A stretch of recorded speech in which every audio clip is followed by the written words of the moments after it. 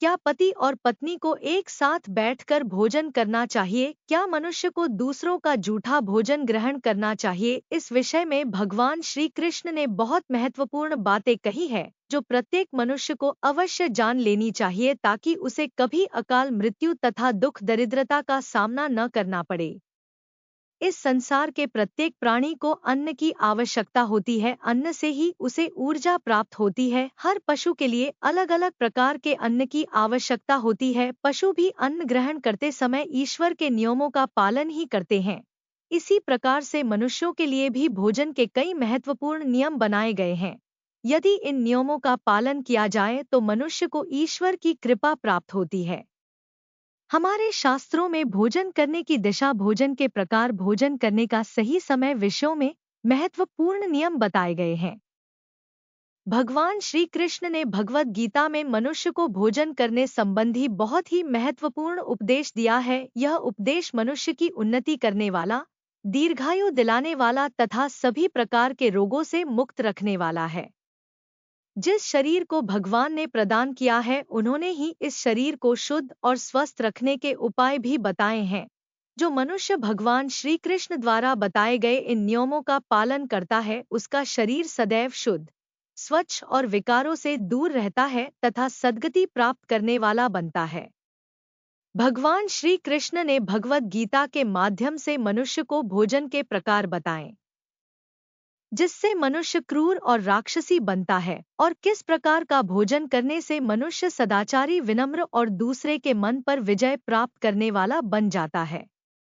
मनुष्य जिस प्रकार का भोजन करता है, उसे उसी प्रकार का शरीर और विचार भी प्राप्त होते हैं। इसीलिए धन की देवी माँ लक्ष्मी की प्राप्ति के लिए भी मनुष्य को उचित भोजन सामग्री का ही चुनाव करना चाहिए। मनुष्य चाहे गरीब हो या धनवान हो, वह चाहे राजमहल में रहता हो या वन में, उसे अपने शरीर की तृप्ति के लिए भोजन अवश्य ही करना चाहिए, परंतु इंद्रियों की लालसा में इतना भी उन्मत्त नहीं हो जाना चाहिए कि वह तामसिक एवं राजसिक आहार का सेवन करके क्रूर तथा निष्ठुर बन जाए। तामसिक भोजन करने वाला मनुष्य अपनी मन मर्यादा, संस्कार एवं अपने शील को भी नष्ट कर लेता है और दुष्कर्म का मार्ग पकड़ लेता है। राजसिक भोजन करने वाला व्यक्ति क्रोधी, आलसी तथा हिंसक बन जाता है, किंतु जो मनुष्य ईश्वर का नाम लेकर सात्विक भोजन का आहार लेता है, उसका मन पवित्र और सुंदर हो जाता है। ऐसे शरीर में भगवान सदैव ही निवास करते हैं। वास्तु शास्त्र में बताया है कि किस दिशा में बैठकर भोजन करना चाहिए और भोजन करते समय उसका मुख कौन सी दिशा में होना चाहिए। भोजन शुरू करने से पहले मनुष्य को कौन सा मंत्र बोलना चाहिए और भोजन हो जाने के बाद उसे क्या करना चाहिए। ऐसी कई महत्वपूर्ण बातें बताई गई है। आज के इस वीडियो में हम आपको इन्हीं विषयों पर जानकारी देने वाले हैं।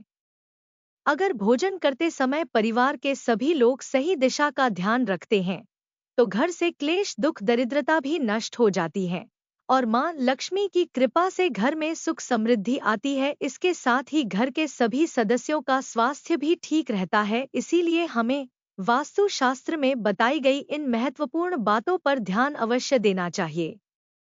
विष्णु पुराण के अनुसार भोजन शुरू करने से पहले थोड़ा सा अन्न भूमि पर रखना चाहिए, ताकि देवता, पशु पक्षी, सर्प तथा प्रेत पिशाच जो अपने कर्म बंधन से बंधे हुए हैं, उन सभी को अन्न की प्राप्ति हो। यदि भोजन करते समय कोई अतिथि आ जाए तो उसका स्वागत करें और उसे आसन देकर प्रणाम करके उसका सत्कार करें। फिर उसे श्रद्धा पूर्वक भोजन कर विदा करें, क्योंकि जिसके घर से अतिथि निराश होकर लौट जाता है, उसे वह अपने पाप देकर उसके शुभ कर्मों को ले जाता है। श्री कृष्ण कहते हैं, मनुष्य को पिता के घर में रहने वाली विवाहित कन्या, दुखिया और गर्भधारण की हुई स्त्री तथा वृद्ध को भोजन करने के बाद ही भोजन करना चाहिए। इन सभी को भोजन कराए बिना जो स्वयं भोजन ग्रहण करता है, उसका भोजन पाप बन जाता है। ऐसा व्यक्ति नरक में ही जाता है। जो बालक एवं वृद्ध आदि के हिस्से का भोजन करता है, उसका भोजन विष्ठा के समान हो जाता है, और जो बिना दान किए ही भोजन ग्रहण करता है, उसका भोजन विष के समान बन जाता है। मनुष्य को कभी दुराचारी व्यक्ति द्वारा दिया गया अथवा दूसरों द्वारा अपमानित करके दिया गया भोजन कभी भी ग्रहण नहीं करना चाहिए। मनुष्य को चाहिए कि परोसे हुए भोजन का अग्रभाग अग्नि को देकर ही भोजन करना चाहिए। भोजन को एकाग्रचित होकर करना चाहिए। प्रथम मीठा, फिर लवण और खट्टा और अंत में कटु एवं तीखे पदार्थ का सेवन करें। प्रथम पंच निवाला मौन होकर ग्रहण करने चाहिए। ऐसा करने से व्यक्ति के सभी पाप कर्म तुरंत नष्ट हो जाते हैं और भगवान की कृपा से उसे जीवन भर कभी अन्न की कमी महसूस नहीं होगी। वास्तु के अनुसार पूर्व दिशा में बैठकर भोजन करने से व्यक्ति रोगों से और मानसिक तनाव से मुक्त हो जाता है। बीमार बुजुर्गों को पूर्व की ओर मुख करके भोजन अवश्य करना चाहिए। इससे उनके स्वास्थ्य में सुधार होता है, क्योंकि पूर्व दिशा उगते हुए सूर्य की दिशा है और सूर्य देव आरोग्य तथा दीर्घायु प्रदान करते हैं। अगर कोई व्यक्ति व्यवसाय में तरक्की चाहता है अथवा नौकरी की तलाश में है तो उत्तर दिशा की ओर मुंह करके भोजन करें। उत्तर दिशा मां सरस्वती की दिशा है, इससे उसे व्यक्ति को कार्यों में सफलता प्राप्त होती है। ध्यान रहे, दक्षिण दिशा की ओर मुख करके भोजन न करें, यह दिशा यम की दिशा है। वास्तु शास्त्र के अनुसार टूटे फूटे बर्तनों में भोजन नहीं करना चाहिए, यह दुर्भाग्य को निमंत्रण देता है। भोजन हमेशा स्वच्छ थाली में ही करना चाहिए। गंदी थाली में भोजन करने से जीवन में दुर्भाग्य आता है। पुत्रों के अनुसार जो मनुष्य एकादशी के दिन तामसिक अन्न अर्थात मांस का सेवन करता है, लक्ष्मी उसे छोड़कर चली जाती है। भोजन का अपव्यय करना शास्त्रों में अनर्थ माना गया है, इसीलिए थाली में जितना आवश्यक हो उतना ही भोजन ले। अगर कोई व्यक्ति साथ में भोजन कर रहा हो तो उसका भोजन समाप्त होने तक उठकर नहीं जाना चाहिए, इससे पितृदेव नाराज हो जाते हैं। भोजन के बाद थाली में हाथ धोना अनुचित माना गया है। थाली में हाथ धोने से अन्न का अपमान होता है। भोजन के बाद थाली में हाथ धोने वाले लोग नीचे योनि में जन्म लेते हैं। सबसे महत्वपूर्ण बात, ध्यान रहे कि व्यक्ति को बिस्तर पर बैठकर कभी भोजन नहीं करना चाहिए। ऐसा करने से व्यक्ति कई प्रकार के रोगों से ग्रसित हो सकता है। भोजन केवल जमीन पर आसान बिछाकर उस पर बैठकर ही करना चाहिए। भोजन करते समय दिशाओं का ध्यान रखना बहुत जरूरी होता है। यदि गलत दिशा में बैठकर अथवा गलत दिशा में मुख करके भोजन करने से व्यक्ति को उसके अनिष्ट कारक परिणाम प्राप्त होते हैं। भगवान श्री कृष्ण कहते हैं, जिस भोजन के ऊपर से कोई पैर रखकर चला गया हो अथवा कोई व्यक्ति भोजन को लांघ कर गया हो तो ऐसे भोजन को कभी खाना नहीं चाहिए। ऐसा भोजन अशुद्ध हो जाता है।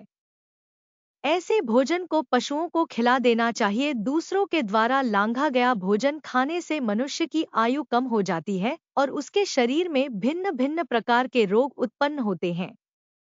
गरुड़ पुराण के अनुसार यदि भोजन में बाल निकल आता है तो ऐसा भोजन त्याज्य हो जाता है। यदि अन्न में बाल निकलता है तो उसे ईश्वर को कभी प्रसाद के रूप में नहीं चढ़ाना चाहिए और ना ही स्वयं खाना चाहिए। ऐसा भोजन प्रेतों को प्राप्त हो जाता है।